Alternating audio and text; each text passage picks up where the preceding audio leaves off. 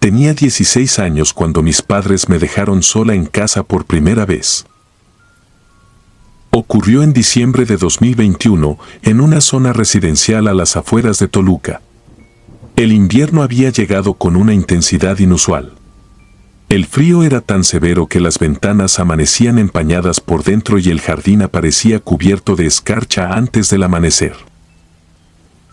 Todo empezó por una discusión estúpida. Mis padres planeaban visitar a unos familiares durante el fin de semana. Yo me negué a acompañarlos. Me sentía demasiado orgullosa para admitir que quería quedarme sola simplemente para demostrar que ya era adulta. Mi padre intentó convencerme varias veces. Después dejó de insistir. Está bien, dijo finalmente. Si crees que puedes cuidarte sola, demuéstralo. Aquel comentario me pareció una victoria. No lo era. Cuando escuché el motor del automóvil alejándose por la calle sentí algo inesperado. Silencio. No era el silencio habitual de una casa tranquila. Era otro tipo de silencio.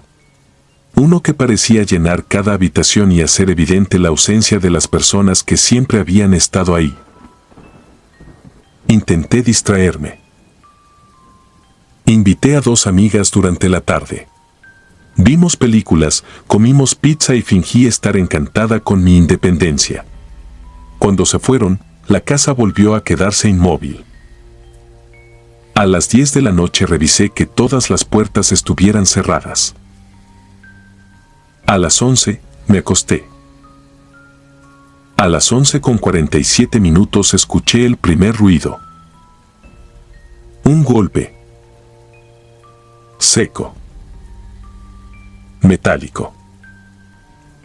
Provenía de la planta baja. Abrí los ojos. Esperé. Nada. Pensé en el refrigerador, en las tuberías, en cualquier explicación razonable. Entonces escuché otro sonido. El lento deslizamiento de un cajón. No provenía del exterior. Alguien estaba abriendo muebles dentro de mi casa. El miedo llegó tan rápido que me dejó sin aire. Tomé mi celular y llamé a mi padre. No respondió. Llamé a mi madre. Buzón. Escuché otro cajón. Luego otro. No eran movimientos desesperados como los de un ladrón buscando objetos de valor. Eran pausados. Meticulosos. Como si alguien estuviera revisando la casa con calma. Bajé unos cuantos escalones. La oscuridad del primer piso parecía más espesa que de costumbre. El estudio de mi padre estaba abierto. Sentí un vacío en el estómago. Mi padre era obsesivo con el orden. Nunca dejaba esa puerta abierta. Nunca. Escuché pasos. Lentos. Arrastrando ligeramente uno de los pies. Retrocedí de inmediato hasta mi habitación y aseguré la puerta. Intenté llamar al 911. No había señal. Miré el icono del celular una y otra vez. Sin servicio. El reloj marcaba las 12:18.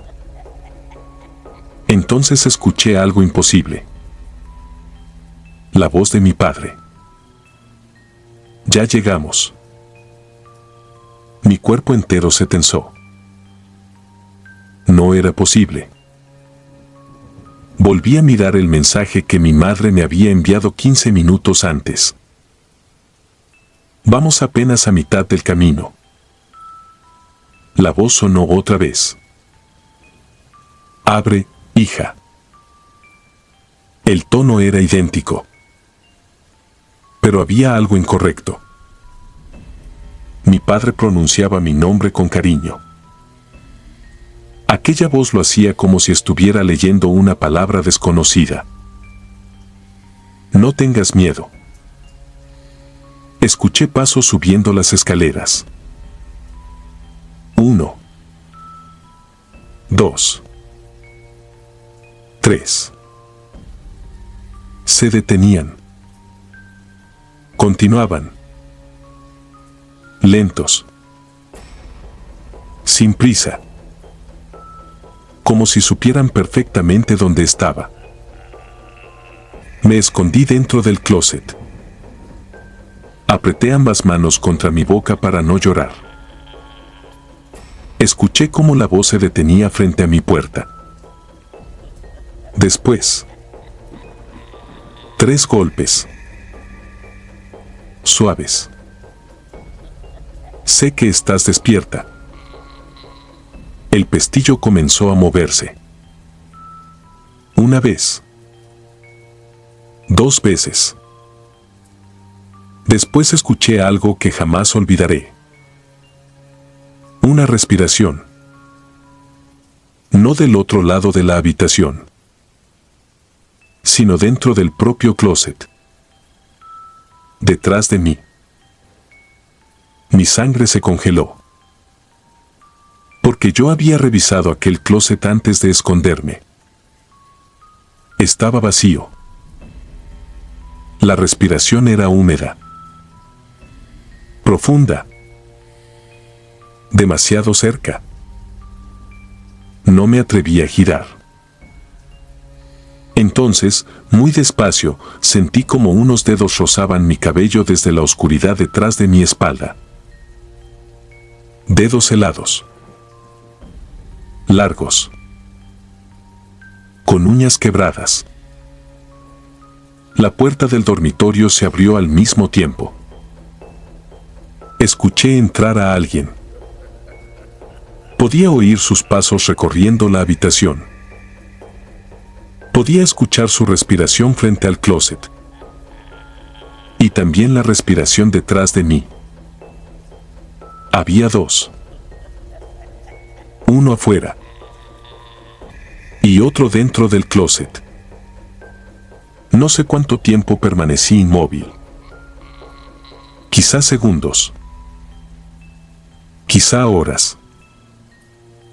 Lo siguiente que recuerdo es despertar en el hospital.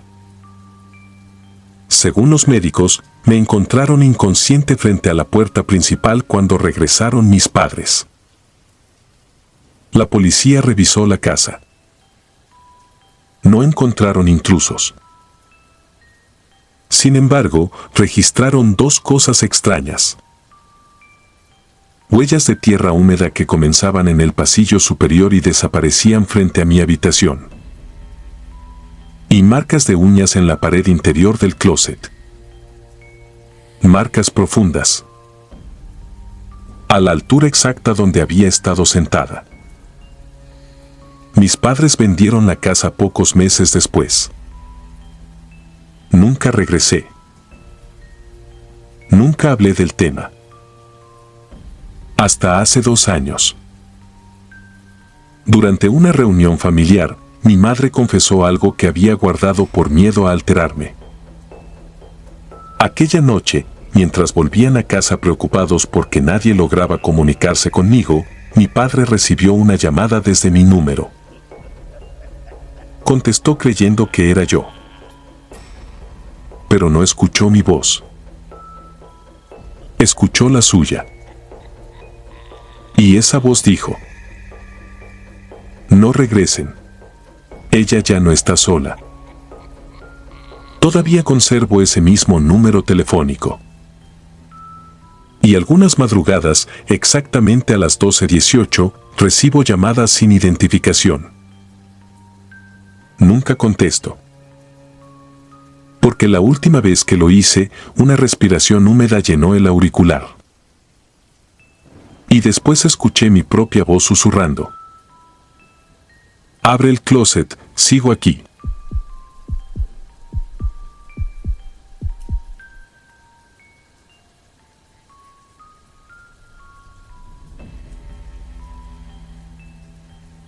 Me llamo Iván Ortega y durante años me convencí de que aquello había sido el intento de secuestro de un hombre enfermo. Eso era más fácil de aceptar. Mucho más fácil que admitir la verdad. Todo ocurrió en 2013, en una colonia antigua de Morelia, Michoacán. Mi madre trabajaba como enfermera en el turno nocturno y mi padrastro conducía tráileres de carga.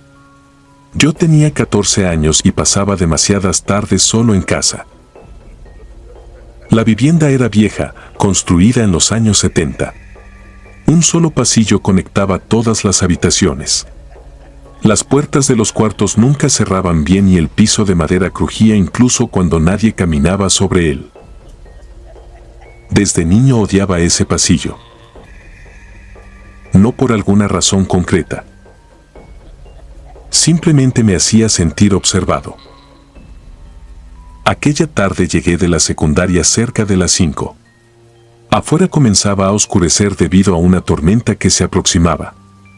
Dejé la mochila en mi habitación, calenté una sopa instantánea y me senté frente al televisor.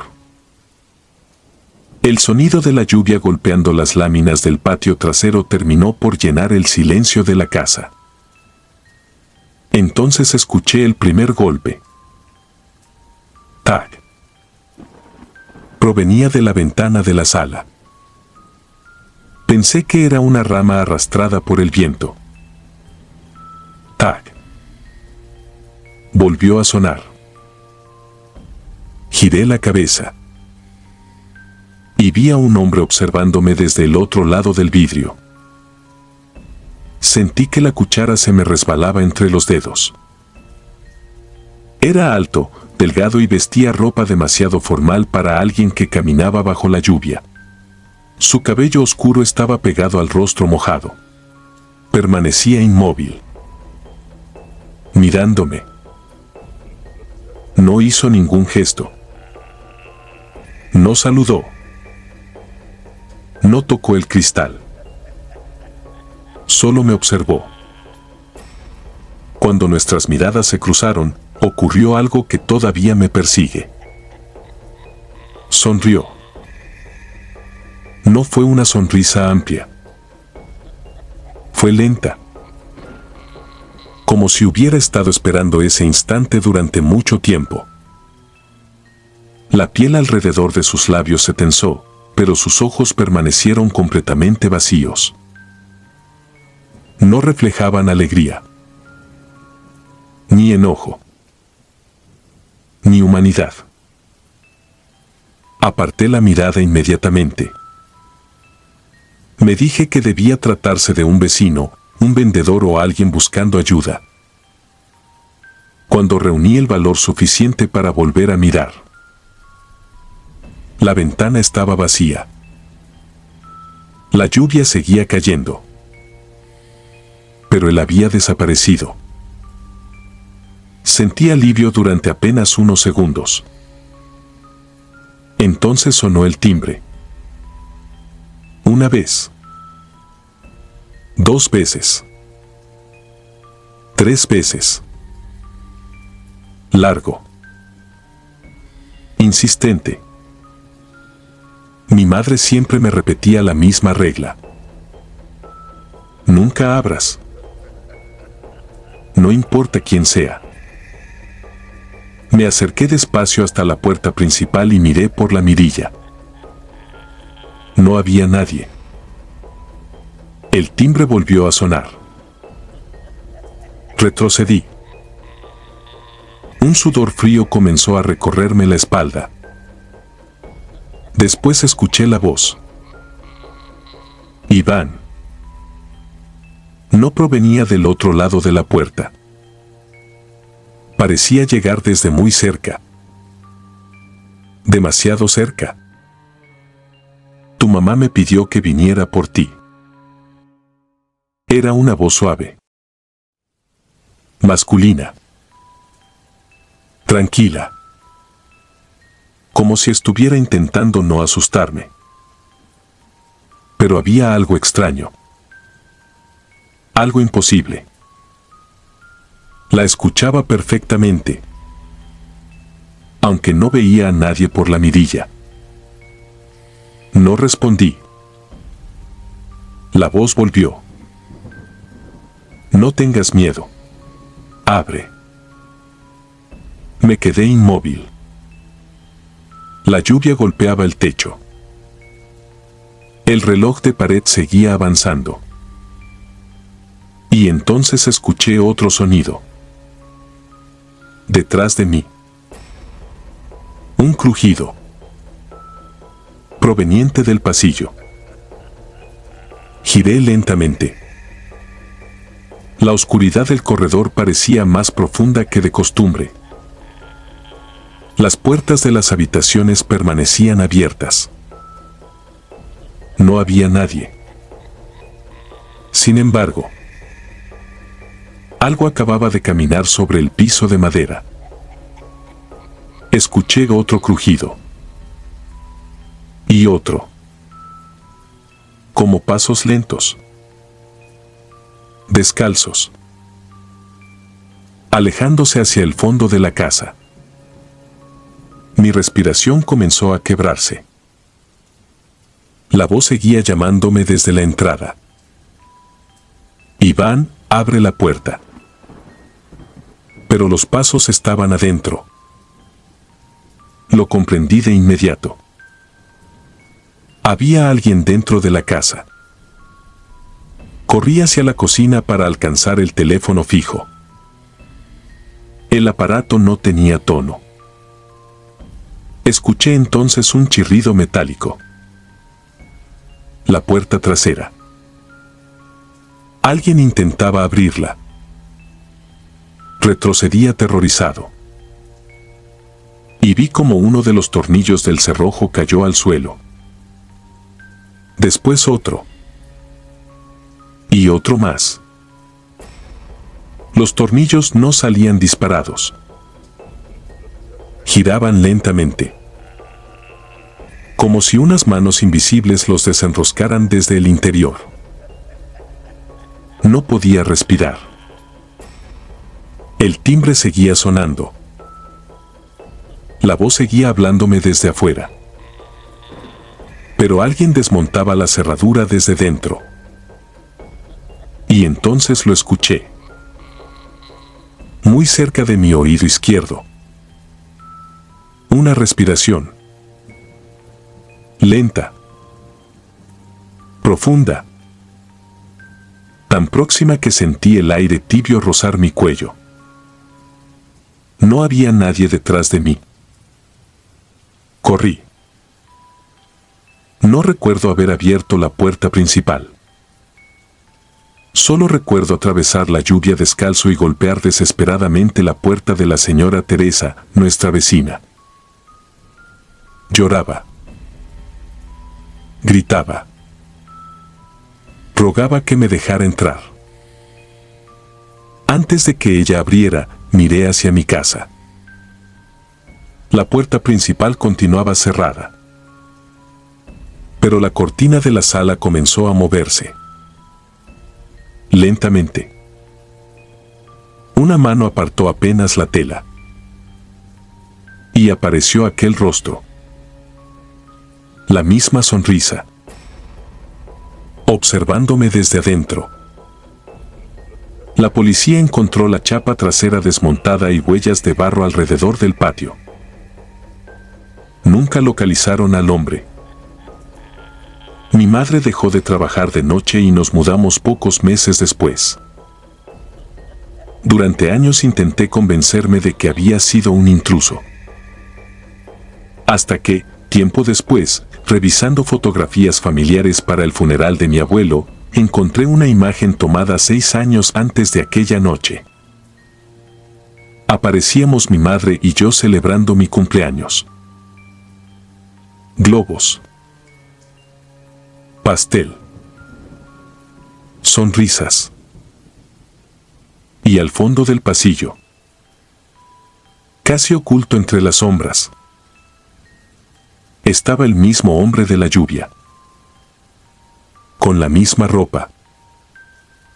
La misma expresión vacía. Y la misma sonrisa imposible. Mi madre juró que jamás lo había visto. La fotografía fue tomada mucho antes de que aquel desconocido apareciera en nuestra ventana. No sé quién era. No sé qué quería. Solo sé una cosa. Aquella noche, mientras yo temblaba creyendo que intentaban entrar a mi casa, él ya conocía perfectamente el camino hacia mi habitación. Y algunas madrugadas, incluso ahora, despierto sobresaltado por una sensación insoportable. La certeza de que alguien permanece inmóvil junto a la puerta de mi dormitorio. Esperando. Sonriendo. Porque hay sonrisas que pertenecen a los vivos. Y hay otras que aprenden a esperarte dentro de tu propia casa. Suscribirte y darle like ayuda mucho a este canal. Si ya has escuchado mi contenido antes, te ha gustado y estás disfrutando lo que escuchas en este sector, te agradeceré que presiones el botón de suscribirse. Sin más interrupciones, continuamos.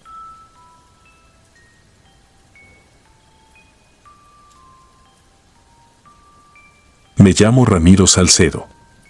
Tengo 52 años y durante mucho tiempo creí que el peor enemigo de mi hija era el mundo exterior, los desconocidos, las calles oscuras, los accidentes, las noticias que uno ve por televisión y que terminan alimentando la paranoia.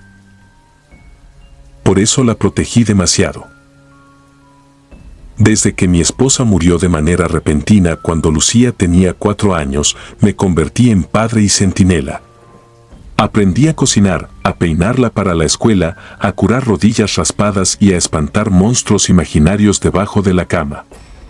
Lo que nunca entendí fue que algunos monstruos no viven debajo de la cama. Esperan. Lucía creció acostumbrada a mis reglas. No podía dormir en casa de amigas. No podía salir sola. Yo la llevaba y recogía de todas partes. Incluso cuando cumplió 13 años seguía sin dejarla sola ni 20 minutos. Ella comenzó a resentirlo. Una tarde discutimos. Me dijo que yo no la estaba cuidando, la estaba encerrando. Aquellas palabras me hirieron más de lo que ella imaginó. Durante días pensé en eso. Tal vez era momento de confiar. Tal vez debía dejar de vivir aterrorizado. El jueves 17 de mayo de 2018 decidí hacerlo. Lucía estaba haciendo tarea cuando tomé las llaves del coche. Voy al supermercado. Regreso rápido. Ella se levantó resignada para acompañarme, pero le dije que no. Quédate. Ya eres grande. Nunca olvidaré la sonrisa que apareció en su rostro. Era una sonrisa luminosa. La última completamente inocente que le vi. Conduje hasta el supermercado sintiéndome orgulloso y devastado al mismo tiempo. Los hijos crecen. Uno tiene que soltarlos. O eso creía.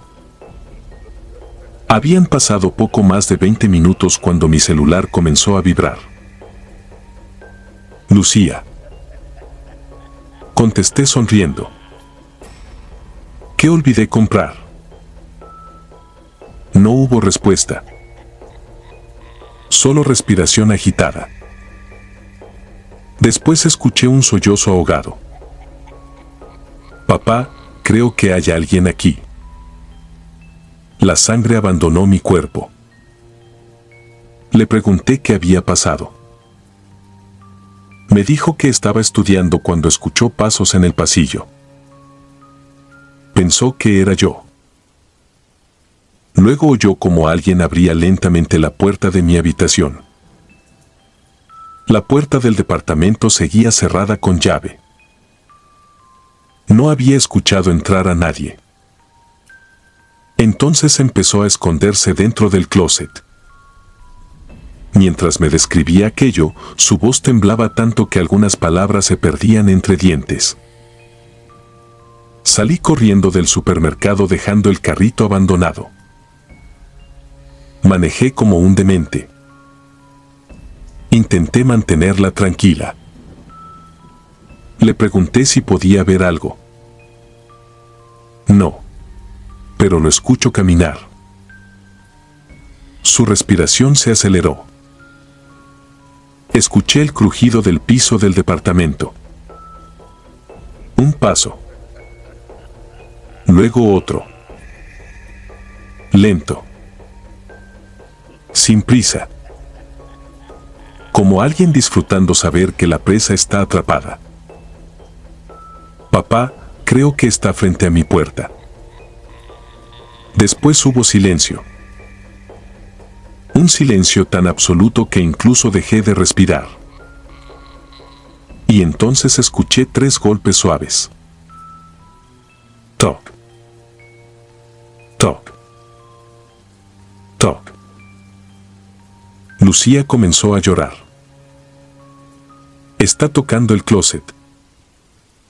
Yo gritaba que llamara a emergencias, pero ella apenas podía hablar. De pronto oí como la puerta del closet rechinaba apenas unos centímetros. Después una voz masculina, grave y serena, susurró tan cerca del teléfono que sentí náuseas. Lucía, dile a tu papá que esta vez llegó tarde. Choqué contra un tope a toda velocidad. Seguí conduciendo. Una patrulla comenzó a perseguirme por exceso de velocidad. No me detuve. Nada importa cuando crees que tu hija va a morir. Llegué al edificio casi sin frenar. Subí las escaleras corriendo. La puerta del departamento seguía cerrada. Con llave. Abrí. Todo estaba oscuro. Silencioso. No había señales de violencia. Los policías revisaron cada rincón. Debajo de camas. Detrás de cortinas. Dentro del baño. Nada. Encontré a Lucía escondida dentro del closet, abrazando su celular. Estaba viva. Pero algo en ella había cambiado. No lloró. No gritó. Solo repetía. No lo mires, no lo mires. Los agentes asumieron que había sido una falsa alarma. Hasta que uno de ellos encontró algo debajo de mi cama. Una pequeña libreta negra. Dentro había fotografías de Lucía. Saliendo de la secundaria. Subiendo a mi coche. Comiendo helado. Durmiendo en el sofá. Algunas parecían tomadas desde la ventana del departamento. Otras desde el interior. Y en la última página había fechas. Anotaciones. Horarios. Observaciones. Le gusta dormir del lado derecho. El padre tarda 30 minutos en comprar. Ya confía. La última frase decía: próxima oportunidad. Nos mudamos esa misma semana. Vendimos todo. Cambió de escuela. Terapias. Medicamentos. Pesadillas. Nunca atraparon a nadie. Pasaron 8 años. Lucía creció. Intentó rehacer su vida en Querétaro. Conseguía trabajo. Salía con amigos. Fingía estar bien. Yo fingía creerle. Hasta hace 6 meses. Eran casi las 2 de la madrugada cuando recibí una videollamada de ella. Contesté inmediatamente. La imagen mostraba oscuridad. Respiración entrecortada. Y la voz quebrada de mi hija. Papá, hay alguien en mi departamento. Le pedí que encendiera las luces. No respondió. Solo susurró. Está parado afuera de mi habitación. Escuché 3 golpes. Toc. Toc. Toc. Sentí que el corazón se me detenía. Entonces la puerta de su habitación comenzó a abrirse lentamente. A través de la cámara apareció un hombre. Alto. Demasiado delgado. Con el rostro oculto por la sombra. Se inclinó frente al teléfono. Y habló con absoluta tranquilidad. No te preocupes, Ramiro. Nunca quise hacerle daño cuando era niña. Una pausa. Escuché a Lucía sollozar detrás del celular. Entonces añadió. Solo estaba esperando a que tuviera la edad suficiente para entender por qué la elegí. La videollamada terminó. La policía llegó 11 minutos después. Encontraron el departamento vacío. Sin puertas forzadas. Sin huellas. Sin señales de lucha. Solo hallaron el teléfono de Lucía sobre la cama, todavía grabando. Y escrito con marcador negro sobre el espejo del dormitorio había una frase. Los padres enseñan a sus hijos a desconfiar de los extraños. Pero nadie les enseña qué hacer cuando el extraño ha vivido dentro de sus vidas durante años. Nunca volvieron a encontrar a mi hija. Han pasado 6 meses. A veces, en mitad de la noche, mi teléfono vibra. Son videollamadas sin número. Nunca muestran imagen. Solo oscuridad. Y una respiración lenta al otro lado. Hace 3 noches, por primera vez desde que Lucía desapareció, escuché su voz. Muy baja. Muy lejos. Como si hablara desde una habitación cerrada. Papá, por favor. Se hizo un silencio. Luego escuché 3 golpes suaves. Toc. Toc. Toc. Y la misma voz masculina que arruinó mi vida terminó la llamada diciendo: No abras, Ramiro. Porque esta vez ya estoy dentro.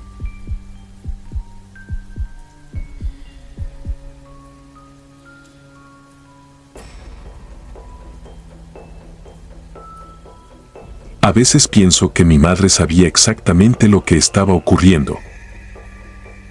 Es la única explicación que encuentro. Tenía 17 años cuando pasó todo aquello, durante el invierno de 2021, en una zona residencial de Toluca. Mi padre era ingeniero industrial, un hombre respetado, amable con los vecinos, puntual hasta la obsesión. Mi madre era enfermera. Nunca faltó comida en la mesa. Nunca escuché gritos ni vi violencia en casa. Éramos una familia normal. Eso era lo aterrador. Mis padres viajaron durante un fin de semana para asistir al funeral de un familiar. Yo decidí quedarme solo para estudiar y cuidar la casa. La primera noche transcurrió sin incidentes. Preparé algo de cenar, vi películas y me acosté cerca de medianoche. A las 2:17 de la madrugada me despertó un sonido. Un golpe. Seco. Metálico. Provenía del sótano. Abrí los ojos de inmediato. Nuestra casa tenía un pequeño sótano bajo la cocina. Mi padre lo utilizaba como bodega para herramientas. Siempre permanecía cerrado con llave. Pensé que quizá alguna caja había caído. Intenté volver a dormir. Entonces escuché 3 golpes más. Lentos. Separados entre sí. Como si alguien estuviera llamando desde abajo. Me quedé inmóvil bajo las cobijas. No sentía miedo todavía. Solo molestia. Tomé mi celular para alumbrarme y bajé las escaleras. La puerta del sótano estaba cerrada. Pero algo llamó mi atención. La llave seguía puesta por dentro. Eso era imposible. Mi padre jamás dejaba aquella llave allí. Nunca. La saqué con dedos temblorosos. Los golpes cesaron. Durante varios segundos permanecí frente a la puerta, convenciéndome de que era una tubería. Ratas. La expansión de la madera. Cualquier cosa menos lo que mi mente comenzaba a imaginar. Giré la llave. Abrí. El olor me golpeó primero. No era putrefacción. Era humedad mezclada con cloro. Un olor hospitalario. El sótano estaba impecablemente ordenado. Estantes. Herramientas. Cajas etiquetadas. Nada fuera de lugar. Me sentí ridículo. Entonces vi la segunda puerta. Estaba oculta detrás de un librero metálico. No recordaba haberla visto jamás. Era una puerta angosta, gris, sin manija exterior. Solo tenía un cerrojo. Sentí como el corazón me golpeaba las costillas. No quería abrirla. Lo hice de todos modos. El cuarto era pequeño. Sin ventanas. Completamente aislado. Había una cama individual atornillada al piso. Correas de cuero. Un lavabo. Un cubo metálico. Y marcas. Miles de marcas. Talladas en la pared. Pequeñas líneas agrupadas de 5 en 5. Como las que hacen los presos para contar los días. Retrocedí. Quise convencerme de que era una broma enfermiza. Alguna habitación construida décadas atrás. Hasta que vi las fotografías. Estaban pegadas en una carpeta. Decenas de personas. Hombres. Mujeres. Adolescentes. Todas sonriendo. Tomadas en supermercados, parques, estaciones de autobús. En la parte posterior aparecían anotaciones. Ansiedad social. Sin familiares cercanos. Turno nocturno. Fácil aproximación. Las fechas abarcaban 15 años. Sentí que iba a vomitar. Entonces encontré algo peor. Había grabaciones. Cintas digitales etiquetadas con nombres y fechas.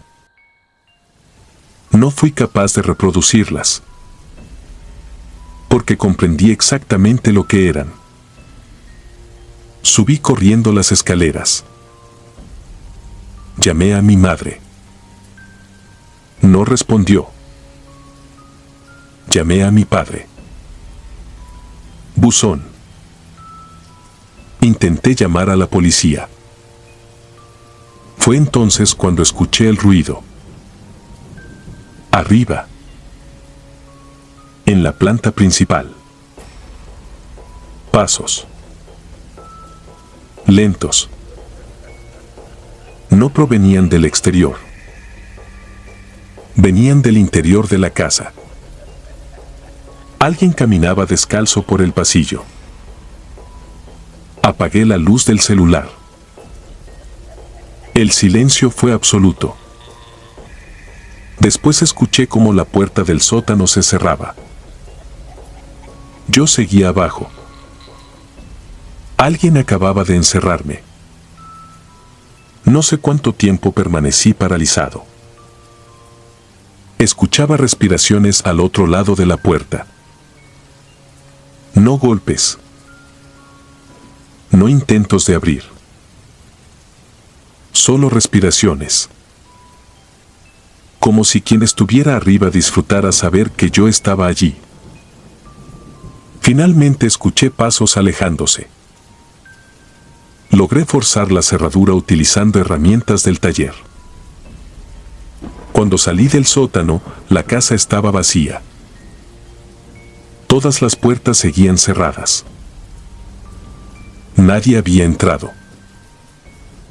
Nadie había salido. Esperé hasta el amanecer sentado en la cocina con un cuchillo entre las manos.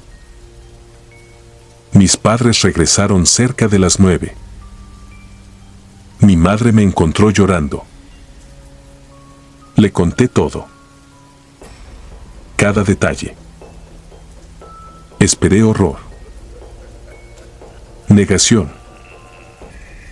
Confusión. Pero ella simplemente bajó la mirada. Y comenzó a llorar. Mi padre permaneció inmóvil.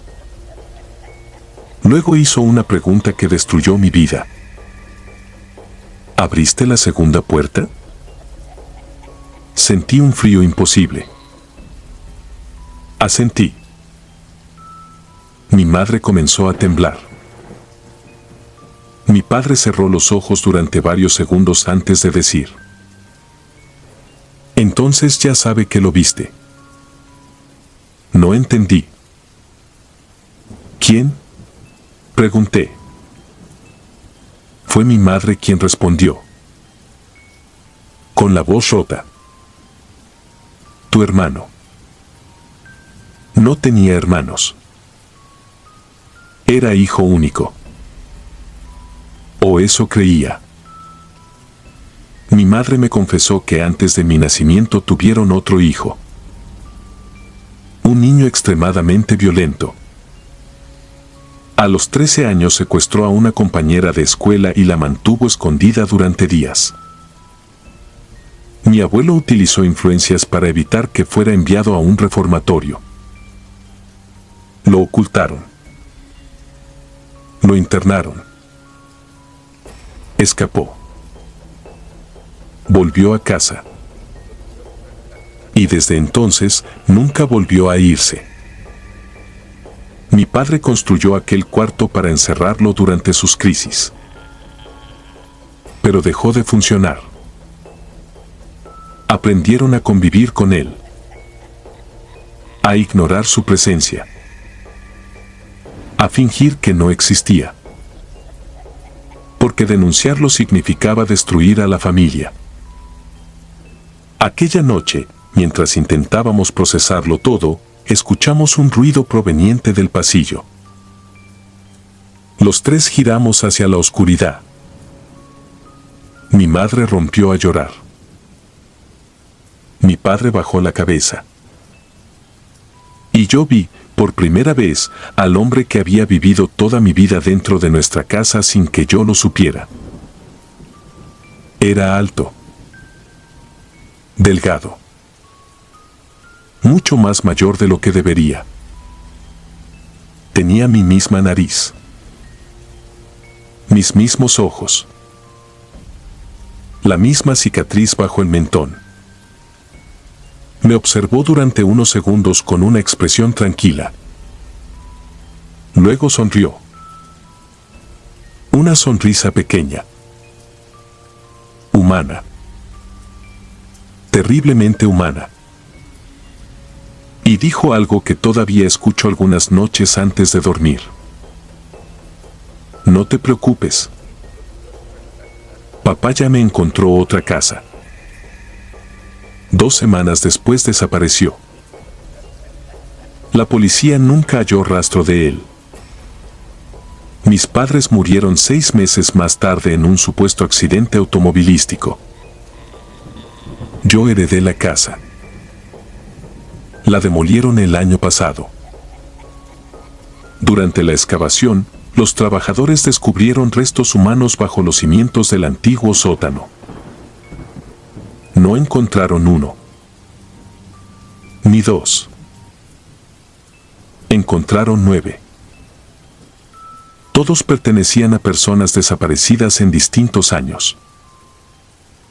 La investigación concluyó que mi padre había sido el responsable. Los periódicos lo llamaron un monstruo, un depredador, el asesino perfecto. Se equivocaban, porque yo vi el expediente completo antes de que desapareciera. Y en todas las declaraciones de las víctimas que sobrevivieron existía el mismo detalle. Decían que el hombre que las retenía era joven, delgado, sonreía demasiado y tenía una pequeña cicatriz bajo el mentón, la misma que veo cada mañana cuando me miro al espejo. Porque hace 6 meses descubrí algo que mis padres también me ocultaron. El accidente que acabó con sus vidas ocurrió 3 días antes de que yo despertara en el hospital. Y según todos los registros médicos, yo nunca tuve un hermano. Nunca fui hijo único. Y jamás hubo 2 personas en aquella casa.